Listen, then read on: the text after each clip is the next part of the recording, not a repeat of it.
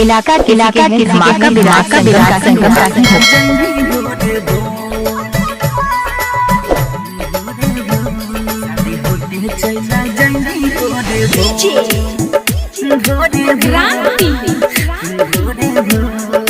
साई recording studio Delhi. काल्हे मंगिया भरतौ डोली पिया घरे जैतौ हमरा अखिया से रुकहतौ न लोहन। काल्हे होइतौ विदाई लेम्ही में होंदीरा चाई शादी होते चला जाई भोरे भोर भोरे भोर भोरे भोर।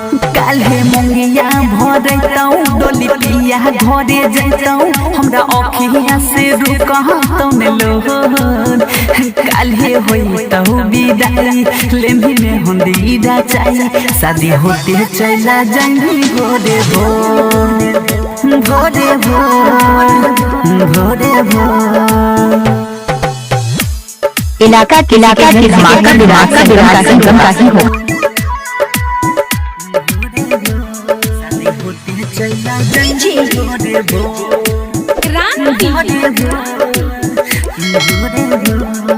साई रिकॉर्डिंग स्टूडियो दिल्ली। दिलही जे दिल में गम के बोझा उही ठा गेलै बिसब सगे उही ठा गेलै बिसब हे गोई। दिलही जे दिल में गम के बोझा उही ठा गेलै बिसब सगे। झूठो के सपना देखलही गे रहनी तोइरा देले हमरिया सगे। तोरी जई में तू दिल जियल होतही मुश्किल प्यार में बनहिले कमजोर।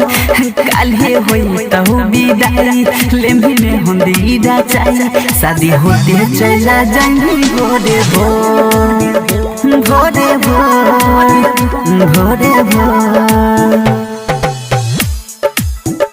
चला जाई भोरे भोर शादी होते चला जाई भोरे भोर भोरे भोर।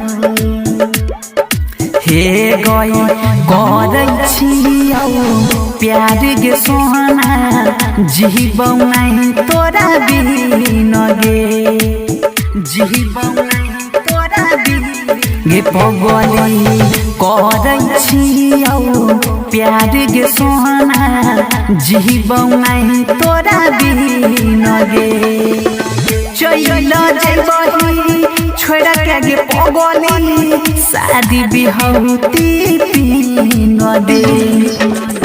कहो बुडू रौशन बनबे सोनी के दुल्हन दिल बनैली कठोर।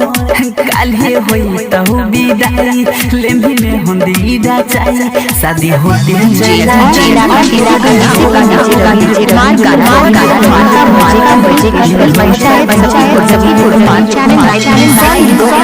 पंचायत